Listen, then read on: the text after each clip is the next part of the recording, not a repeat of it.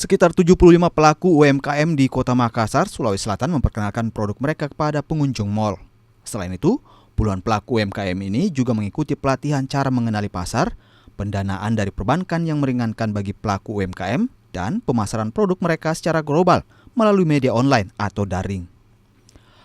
Ikut acaranya, eventnya Kejar Mimpi dari Bank Niaga. Terus kita dikasih booth untuk bisa display dan berjualan produk-produk kita UMKM yang binaan dari CIMB Niaga. Produk sendiri apa? Saya punya rajutan, namanya AT Craft. Ini semua produk saya. Ini apa-apa saja Pak yang dijual di sini? Rajutannya hasilnya apa saja? Ada tas, ada topi, ada tumbler, ada sanitizer, macam-macam.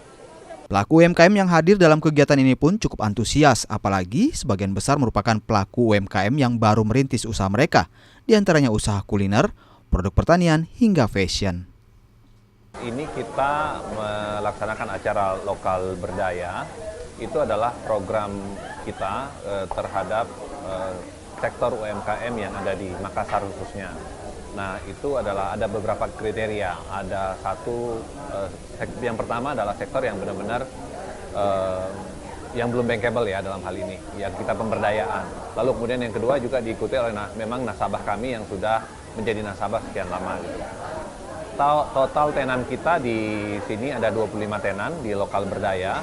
Tapi kemudian di saat yang sama kita ada acara juga yang Animal Land namanya. Di Animal Land ini juga kita memiliki tenan sekitar 50 tenan.